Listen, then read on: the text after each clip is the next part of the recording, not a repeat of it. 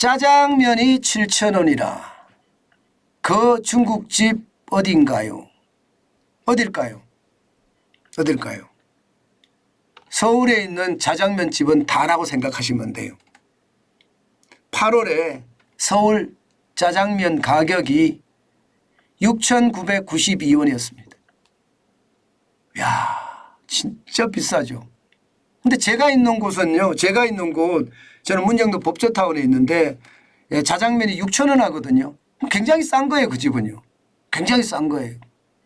예. 평균이, 소비자원에서 조사한 평균이 6,992원인데, 예, 7,000원이 넘는데, 그죠? 그러면 6,000원 하니까 굉장히 싼 집 중에 하나입니다. 그런데 물가라는 게, 야, 진짜 올라가는 게 장난 아니에요. 서울에서는 짜장면이 가장 많이 올라갔습니다. 얼마나 올라갔느냐? 보시다시피 10.98% 올라갔습니다. 10.98%. 제일 많이 올라갔죠. 6,992원. 아, 진짜 물가 장난 아니에요. 게다가 삼겹살 보세요. 삼겹살. 삼겹살은 8월에 4.2%, 28% 올라갔긴 했는데요. 200g 기준으로요. 19,150원이에요. 200g 주는 데 없죠, 여러분. 예. 제가 가는 곳도 120g 주거든요. 120g인데 17,500원 받더라고요. 17,500원. 굉장히 비싸죠. 예.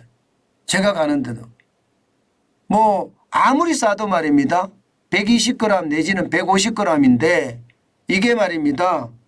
14,000원 이런 데도 잘 없어요. 지금 16,000원, 17,000원이 150g이 되면. 네. 제가 가는 곳은 좀 더 비싼 것 같아요. 아, 그래서 어떨 때는 부담이 돼서 자주 못 가겠어요. 뭐 한 달에 한 번이나 가나? 아마 그럴 겁니다. 굉장히 많이 올라갔어요.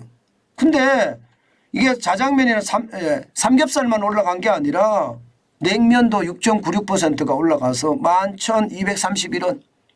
이제는 냉면이 웬만한 데는 12,000원 넘는다는 말이 거짓말이 아니고요. 좀 괜찮게 한다니 17,000원, 18,000원까지 간다는 이야기예요. 비빔밥도 10,000원이 넘었습니다. 1,423원, 7.96% 올랐습니다. 김치찌개도 마찬가지죠. 7,840원. 야, 이게 근데 김치찌개 참 먹기 어려워요. 여러분도 알다시피 중국산 쓰잖아요. 중국산. 김치찌개를 국산 김치로 한다든가 김치를 담아서 김치찌개를 하는 곳이 있으면 저는 막 달려가고 싶은데요. 없어요. 제가 있는 여기도 국산 김치를 가지고 김치찌개를 만드는 데가 거의 없습니다. 그런데도 가격은 7,846원. 장난이 아닙니다. 삼계탕은 그나마 덜 오른 것 같아요. 16,846원. 그래도 8.95%가 올랐습니다. 요즘은 삼계탕 이렇게 16,000원대, 17,000원대, 18,000원대, 심지어 20,000원대까지 가니까 요즘은 어떻게 합니까? 반계탕 먹죠?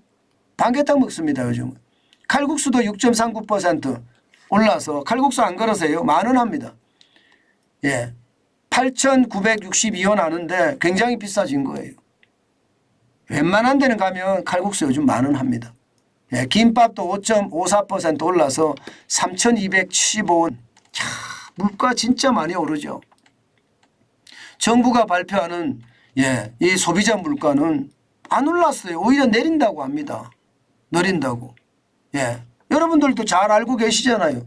소비자 물가가 지금 작년에 6.3%에서 지금 7월에 2.3%까지 엄청나게 내렸다고 하잖아요. 8월에 조금 올라갔습니다. 3.4%. 3.4% 올라갔어요. 조금 올라갔어요. 계속 내린다고 하는데 실제 우리가 느끼는 물가는 이게 뭐 보통 말입니다. 5%, 6%는 우습고요. 심지어는 뭐 11%, 10.98%는 11%까지 올라가잖아요.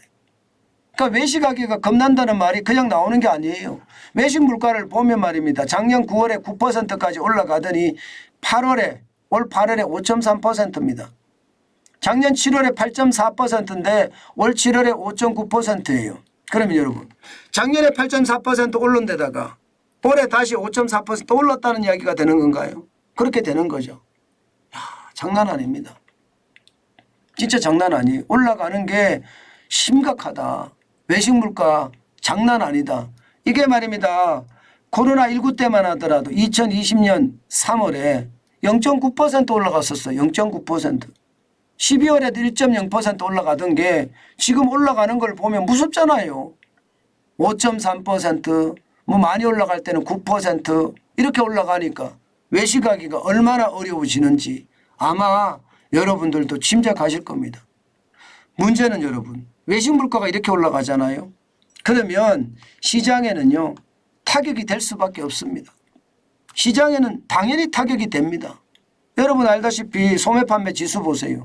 7월 기준으로 봤을 때 2020년 7월 마이너스 4.6% 이후 최대라고 하잖아요. 물가가 많이 올랐으니 소비를 안 하는 겁니다. 게다가 말입니다. 정부가 이야기하는 수치하고 다르게 체감 물가는 더 많이 올랐잖아요. 서울이 소비의 중심지라고 이야기할 수 있는데 이렇게 물가가 많이 오르니 이거 감당하기 쉽겠습니까? 저는 감당하기 쉽지 않다예요. 감당하기 쉽지 않다. 결국은 말입니다. 물가가 많이 오르면 이게 결국은 스태그플레이션의 어떤 위험에서 디플레이션, 저성장 저물가로 간다고 했는데 그렇게 갈 확률이 점점 높아지는 것 같아요. 그래서 참 안타깝다 생각합니다. 그래서 참 안타깝다. 결국은 말입니다. 결국은 물가 많이 올라서 경제에 위협이 된다 이런 얘기가 되는 거잖아요. 저는 이런 것이 말입니다. 시장의 위협으로 된다는 게 솔직히 무섭다. 그 생각을 저는 더 많이 합니다. 물가가 이 정도면 아마 충격을 줄 겁니다. 제가 경제가 이자 앞에 장사 없다고 그랬죠.